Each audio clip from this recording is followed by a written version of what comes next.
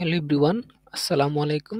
তো আজকে হচ্ছে ৭ কলেজ নিয়ে যত প্রশ্ন আছে তোমাদের মাঝে, তো ওইগুলা নিয়ে আলোচনা করব। তো ১ম এ হচ্ছে বলে দেই, ৭ কলেজে যে ৭ টি কলেজ আছে, ওইগুলো হচ্ছে ১ম এ হচ্ছে ঢাকা কলেজ, তারপর হচ্ছে ইডেন কলেজ, তিতুমির কলেজ, সরকারি বাংলা কলেজ, তারপরে হচ্ছে সোহরাওয়ার্দী কলেজ, কবি নজরুল কলেজ, আর একটা হচ্ছে বদরুন্নাসা কলেজ। তো এই ৭ টা কলেজ নিয়ে আরকি ৭ কলেজ গঠিত। তো রিসেন্টলি তোমরা শুনতেছো যে অনেক আন্দোলন হইতেছে ইউনিভার্সিটি হওয়ার জন্য। তো এটা নিয়ে তোমাদের কোনো দ্বিধাদ্বন্দ্ব দরকার নেই। তোমরা যেভাবে প্রিপারেশন নিতেছো, হুম? আ ভর্তি পরীক্ষার জন্য ওইভাবেই পড়তে থাকো। তো এটা পরে দেখা যাবে। তো যদি ইউনিভার্সিটি হয়ে যায় তো ভালো। তো না হলে আশা করি কিছু একটা হবে। এই এতটুকুই। তো ১ম এ হচ্ছে যেটা ব্যাপার, এক্সামের যে ব্যাপারটা, হ্যাঁ? গত বছর এই এক্সামটা হয় হচ্ছে সবার শেষে পরীক্ষা দিয়ে, হুম? কৃষিগুচ্ছ পরীক্ষার আগ দিয়ে হয়। তো এখনো যেহেতু ঢাকা ইউনিভার্সিটি গুচ্ছ এই পরীক্ষাগুলো হয় নাই, তো তোমার এই ব্যাপারটা নিয়ে অত টেনশন করার দরকার নাই। তুমি তোমার মতো অ্যাডমিশন প্রিপারেশনটা নিতে থাকো। আর হচ্ছে এটা ধরো ঢাকা ইউনিভার্সিটি যে রুলস রেগুলেশন ফলো করে, তো 7 কলেজটা ওইভাবে ফলো করে, যেহেতু এখনো ঢাকা ইউনিভার্সিটি এটার আন্ডারে। এই আর রেজাল্টের যে ব্যাপারটা, যখন তুমি পরীক্ষা দিবা, ঢাকা ইউনিভার্সিটি ধরো 15 থেকে 20 দিনের ভিতরে রেজাল্ট দিয়ে দেয়। তো ৭ কলেজে এরকম 15 থেকে 20 দিনের ভিতরে তোমার রেজাল্ট দিয়ে দিবে। তারপরে সাবজেক্ট চয়েস, তাও ধরো ১ মাস এরকম হতে পারে, ১ মাস বা ১.৫ মাস, এর বেশি হবে না। আর জিপিএ, ৩ নম্বরে যেটা আছে জিপিএ, তো এটার উপর ডিপেন্ড করে হচ্ছে ধরো প্রতি বছর এসএসসি রেজাল্ট কোন ইয়ার কত ভালো বা কত খারাপ, ওইভাবে আরকি। তো আমি যে সময় পরীক্ষা দিয়েছিলাম এসএসসি ২৩ ব্যাচে, তো ওই সময় হচ্ছে বিজ্ঞান বিভাগে ছিল ৭, আর তারপর হচ্ছে মানবিক বিভাগে ৬ ছিল। আর ব্যবসা শিক্ষায় মেবি ৬.৫ ছিল জিপিএ। তো এই এর রেঞ্জে যারা জিপিএ পাইছে তারা আরকি পরীক্ষা দিতে পারছে। এই। আর ইমপ্রুভ এর যে ব্যাপারটা, ইমপ্রুভ হচ্ছে অনেকে প্রশ্ন করতে পারেন, ভাইয়া আমি হচ্ছে এইচএসসি ২৩ সালে পরীক্ষা দিছি। তো ২৩ সালে পরীক্ষা দিয়ে তারপরে আমার জিপিএ পেয়ে তারপর হচ্ছে আমি পরীক্ষা দিছি ৭ কলেজে। আমি টিকি নাই। আবার আমি এইচএসসি ২৪ সালে লাগি ইমপ্রুভ পরীক্ষা দিছি। হ্যাঁ? ইমপ্রুভ পরীক্ষা দিছি।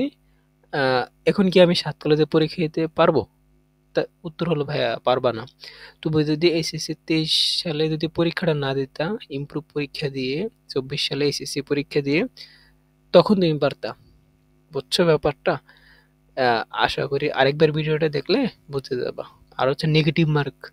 এখানে নেগেটিভ মার্কের বলা হচ্ছে কোনো নেগেটিভ মার্ক ছিল না বিগত বছরে পিছনে। তো সামনে যদি ইউনিভার্সিটি হয়ে যায়, তাহলে তো নেগেটিভ মার্ক 100% থাকবে। তো তুমি তোমার মতো পড়তে থাকো। নেগেটিভ মার্ক আরকি ১০০ মার্কের পরীক্ষা হয় প্রতিটা আ আ ইউনিটে। তো এই ইউনিট অনুযায়ী আরকি নেগেটিভ মার্ক আরকি নাই। তো ১০০ মার্কের পরীক্ষা হলে তুমি ১০০ টা একেবারে এমসিকিউ দাগাতে পারবা। এই বিজ্ঞান, মানবিক বলো, ব্যবসা শাখা, তো সবগুলাই নেগেটিভ মার্ক নাই। এটা নিয়ে দ্বিধাদ্বন্দ্বে থেকো না। নেগেটিভ মার্ক নাই। যদি সামনে হয় আরকি, সেটা তো ইউনিভার্সিটি হলে 100% থাকবে। আর হচ্ছে ৬ নম্বরে যেটা ইউনিট চেঞ্জ। ধরো তুমি ইউনিটে বিজ্ঞান বিভাগের স্টুডেন্ট, তুমি চাইতেছো মানবিক বিভাগে পরীক্ষা দিতে, কিন্তু পারবা না। এটা হচ্ছে হবে না। যে, যে ইউনিটে আছো গুচ্ছের মতো, সে সেই ইউনিটে পরীক্ষা দিতে হবে 100%। বুঝছো? এই। আর প্রিপারেশনের বেলায় যেটা বলবো, প্রিপারেশন হচ্ছে তুমি ঢা বিশেষ করে গুচ্ছ, তারপর হচ্ছে মেডিকেল, তারপর হচ্ছে ঢাকা ইউনিভার্সিটি। যেটার জন্যই প্রিপারেশন নিতেছো, যেভাবে নিতেছো, আ সবগুলা দেখবা বেশি করে এমসিকিউ সলভ করবা। এই। আর যেগুলা রিটেন আছে ওইগুলা রিটেন ভালো করার চেষ্টা করবা। এতটুকু। তো প্রিপারেশন যেরকমই নাও, 7 ক্লাসের শেষে পরীক্ষা হয়, তো ওই সময় একটা হালকা একটা প্রশ্ন ব্যাংক বিগত সালে যে প্রশ্নগুলা আ আসছে ওইগুলাকে সলভ করলে আশা করি হয়ে যাবে। কারণ হচ্ছে অত একটা কঠিন প্রশ্ন হয় না। তো এভারেজ যদি ভালো করে পড়ো, ফুল 100% ১০০% প্রিপারেশন দিয়ে যদি পড়ো, বাকি ইউনিভার্সিটির জন্য আশা করি 7 কলেজের প্রশ্নগুলা দেখলে আনুমানিক ধারণা পাওয়া যাইবা। তো এতটুকু। তো শেষে গিয়ে প্রশ্নগুলা দেখলে, এনালাইসিস করলে কোনটা কোথা থেকে আসছে, এই। আর এটার হচ্ছে সিলেবাস যেটা, এটা সিলেবাস ধরো শর্ট সিলেবাস প্রশ্ন হয়তো, তো যেটা প্রশ্ন পারবা আরকি। এসএসসিতে যেভাবে পড়ে আসছো ওইভাবে আরকি পরীক্ষাটা হয়। এই। তো এটা নিয়ে আরকি প্রিপারেশন এ অত একটা ঝামেলা নেওয়ার দরকার নেই।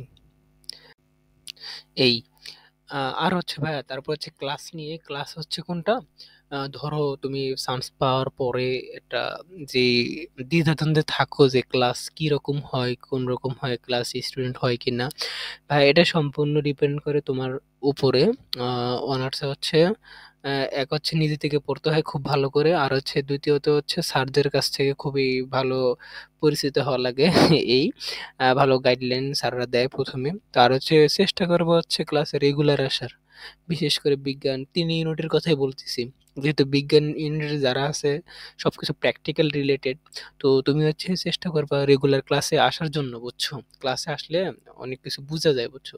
এই আর ক্লাসের টিচার কোয়ালিটি সবগুলো খুবই ভালো। তোমরা ক্লাস প্রথমে করলে তারপরে বুঝে যাবা, এই আর কি। আর ৯ নম্বরে যেটা হচ্ছে কলেজ ডিফারেন্ট। ধরো অনেকে মনে করে ৭ কলেজের ভিতরে ঢাকা কলেজ অনেক ভালো। হ্যাঁ, এরকম ঢাকা কলেজ ভালো, তিতুমির কলেজ, ওই ইডেন কলেজ, এরকম অনেকে দ্বিধাদ্বন্দ্বে থাকো। ভাই উপরে যেটা ১ নম্বরে থাকে এগুলা কোনো ফ্যাক্ট না, বুঝছো? এগুলা দেখে শক খেও না।